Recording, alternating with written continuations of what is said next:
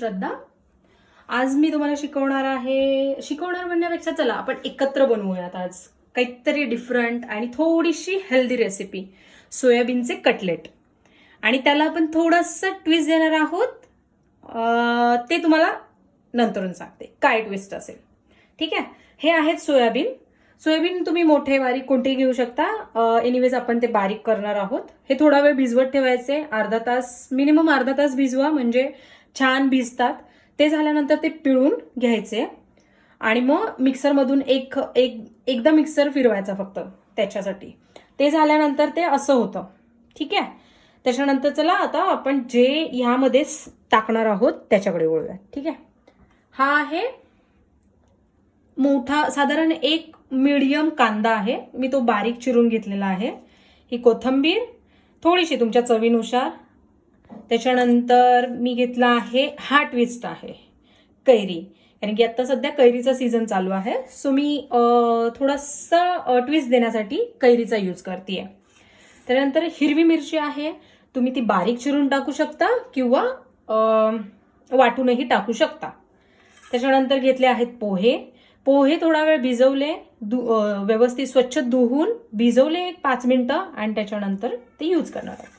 त्यानंतर आहे गरम मसाला, तुम्ही कोणताही गरम मसाला घेऊ शकता किंवा तुमच्या घरात जो अवेलेबल असेल तो घेऊ शकता. ठीक आहे. त्याच्यानंतर आपण घेतलं आहे मिक्स हर्ब्स. हे तुमच्या आवडीनुसार आहे, तुम्हाला टाकायचं तर टाका, अदरवाईज यू कॅन स्किप दिस. ठीक आहे. हे घेतलं आहे बारीक चिरून, थोडंसं आलं घेतलं आहे.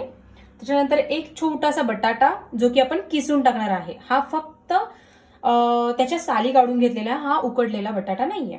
ठीक आहे. आता बाइंडिंगकडे वळू. हे बाइंडिंगसाठी घेतलंय अप्रॉक्सिमेटली 1.5 टेबलस्पून कॉर्नफ्लॉवर आणि त्याच्या डबल आपण घेतोय मैदा. हे दोन्ही तुम्ही प्रमाण कमी जास्त करू शकता.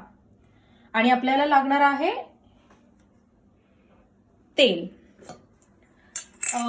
यात 2 ऑप्शन आहेत. आपण तेल डीप फ्राय करण्यासाठी वापरू शकतो किंवा तुम्हाला शॅलो फ्राय, जर तुम्ही हेल्थ कॉन्शियस असाल तर तुम्ही शॅलो फ्राय करण्यासाठी वापरू शकता. चला तर आपण वळूयात रेसिपीकडे.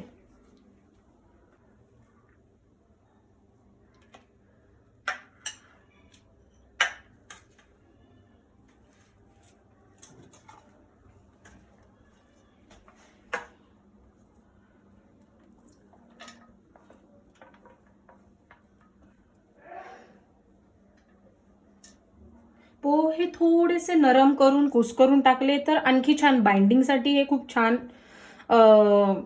हेल्पफुल असतं.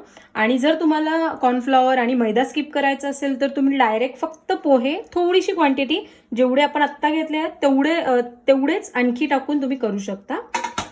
आता आपण हा बटाटा जो आहे हा खिसून घेऊयात.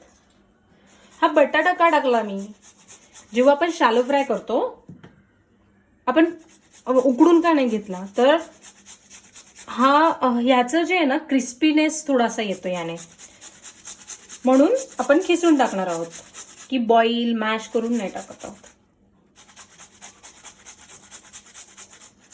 हा पण ऑप्शनल आहे. तुम्हाला जर बटाटा कुठल्या गोष्टीत आवडत नसेल तर तुम्ही स्किप करू शकता.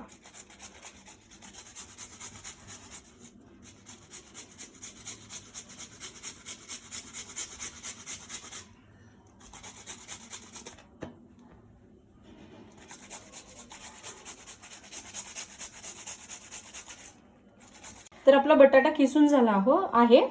आपण हे थोडंसं ह्याला एक मिक्स देऊयात.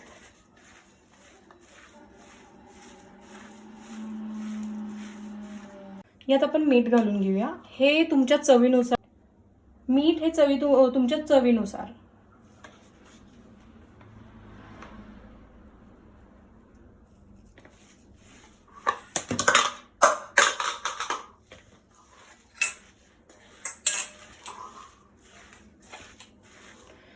आता आपण हे सगळे जे मसाले आहेत ते टाकून घेऊयात. लहान मुलांसाठी करत असाल तर तिखटाचं किंवा मिरचीचं प्रमाण तुम्ही कमी घालू शकता.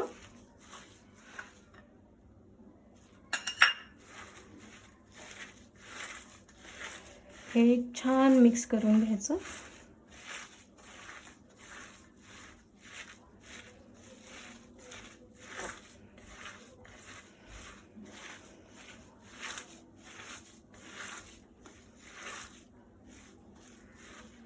हे व्यवस्थित सगळं मिक्स झालं आहे. आता आपण ड्राय इन्ग्रेडियंट्स टाकून घेऊयात. मैदा,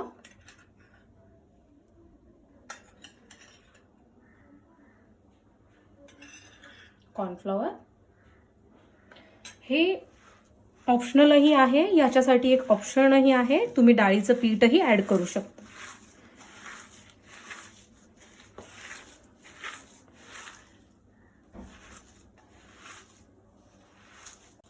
हे बघा, असं बाइंड होत असेल तर ठीक आहे, जे कटलेट बनवू शकतात असं.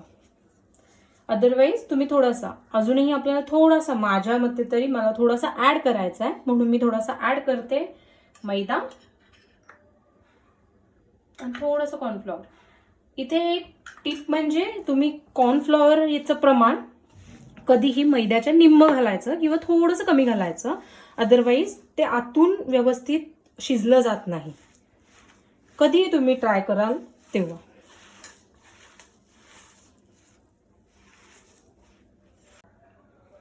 आता आपण याच्या मस्त टिक्की करून घेऊ शकतो.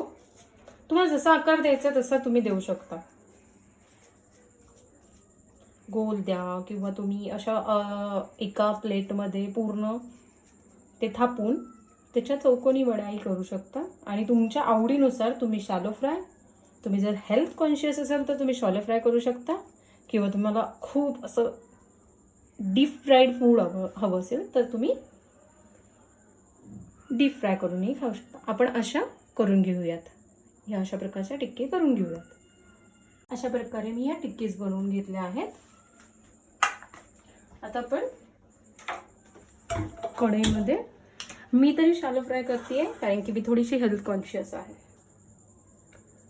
त्यामध्ये तेल टाकून घेऊयात.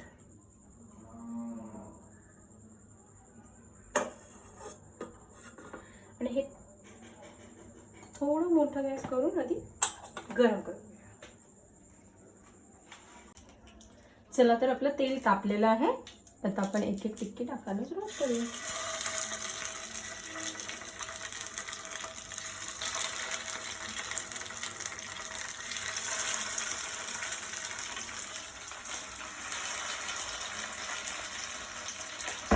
हे एका साईडने छान लाल भाजल्याशिवाय परतायचं नाही.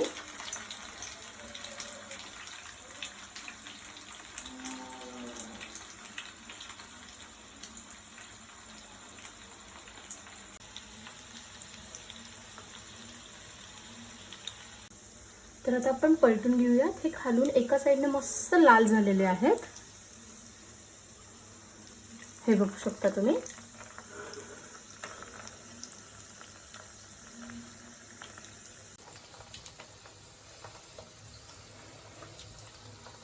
त्याच्या आपण बटाटा किसून टाकला, त्यामुळे ना एक क्रिस्पी टेस्ट येणार आहे त्याला.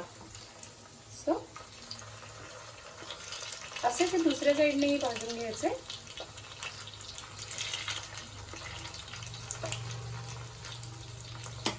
आता हे मस्त दोन्ही साईडने बघा छान भाजले आहेत आणि त्याला वरूनच क्रिस्पीनेस दिसतो आपल्याला. तर आपण हे मस्त काढून घेऊया.